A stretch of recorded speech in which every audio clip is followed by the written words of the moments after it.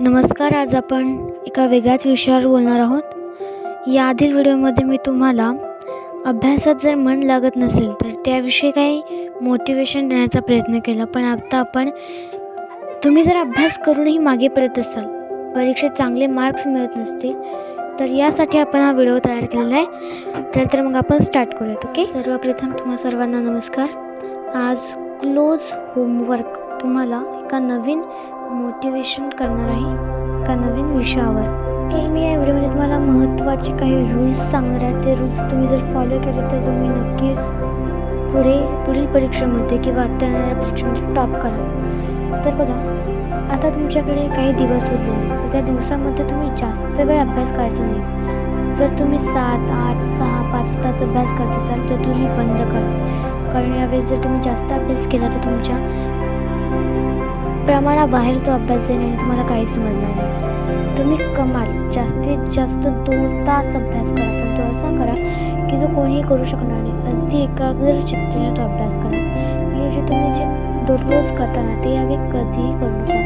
म्हणजे शेजारी फोन किंवा अशांततेचं भयान वातावरण अशा ठिकाणी तुम्ही कधीच नाही. एखाद्या शांत ठिकाणी करायचं जिथे तुमचं मन प्रसन्न राहील त्या ठिकाणी. आणि जेव्हा तुमचा उत्साह असेल तेव्हा, आणि तुम्ही जे करायचे तुम्हाला अवघड वाटते, जर तुमच्याकडे अगदीच खूप वेळ असेल तर तुम्ही सगळं करू शकता. पण जर तुमच्याकडे काहीच वेळ नसेल तर तुम्हाला जे अवघड वाटते ते तुम्ही सॉल्व करा. पण जर तुमच्याकडे काही 1-2 महिने तर तुम्हाला जे जमते ना ते करा. जे जमत नाही त्याला हे करा. कारण जर तुम्ही जे जमत नाही ते करायला घ्या आणि जे जमत आहे तेही विसरून जा. आणि जे तुम्ही करायला घेतलं तर तेही तुमच्या व्यवस्थित लक्षात येणार. सो जर तुमच्याकडे वेळ असेल तर तुम्ही सोपा अभ्यास करा. जर तुम्हाला खूपच कमी वेळ असेल तर तुम्हाला जे अवघड वाटतं त्याविषयी तुम्ही जरा लक्ष केंद्रित करा. आणि ज्याला जास्त मार्क्स असतील अशाला. आणि शेवटचा जो तुम्हाला सोप्पा वाटतो आहे, जर का तुमच्याकडे खूप कमी वेळ आहे तर त्या 2 तासापैकी तुम्ही अर्धा तास त्याचा अभ्यास करू शकता. कारण जर तुम्ही बाकीचे 1.5 तास न येणाऱ्या गोष्टीचा अभ्यास केला तर ते तुम्हाला कळून जाईल, ती कन्सेप्ट तुमची क्लिअर होऊन जाईल.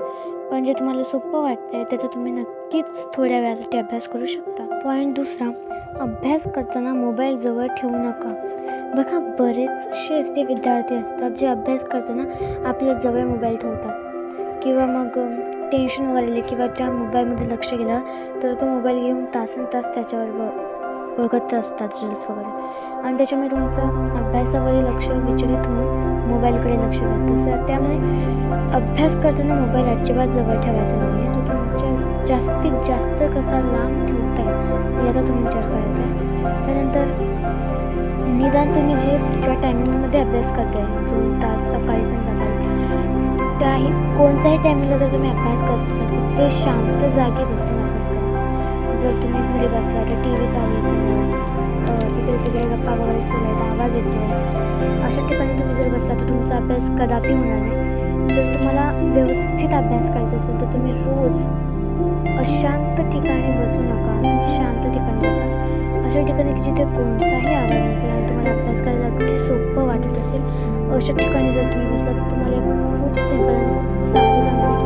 सो तुम्ही नक्कीच हे फॉलो करू शकता. आणि जे मी तुम्हाला हे टिप्स वापरून नक्कीच तुम्ही टॉप होऊ शकता. आता हा तिसरा आणि सगळ्यात महत्त्वाचे पॉईंट, सकाळी उठून काही अभ्यास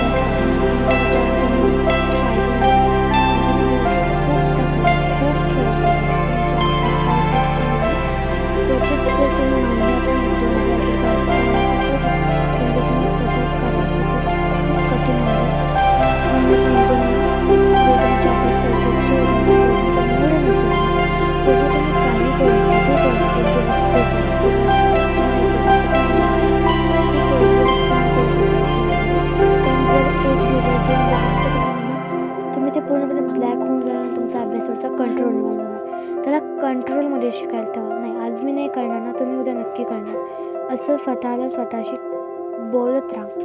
आणि एक दिवस न केल्याने काही होणार नाही, कोणाला काही फरक नाही पडणार आहे.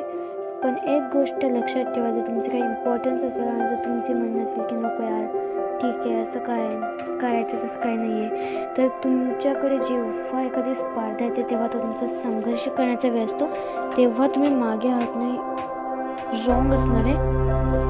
सो क्वचितच एक दोन वेळा ठीक आहे यार आज नकोच, सहलीवरून आलो आता कशाला अभ्यास करायचा, उद्या नक्की करेल, अशा काही कारणास्तव ठीक आहे.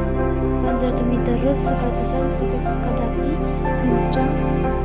तुमच्या भविष्यासाठी चांगले नसेल. ओके.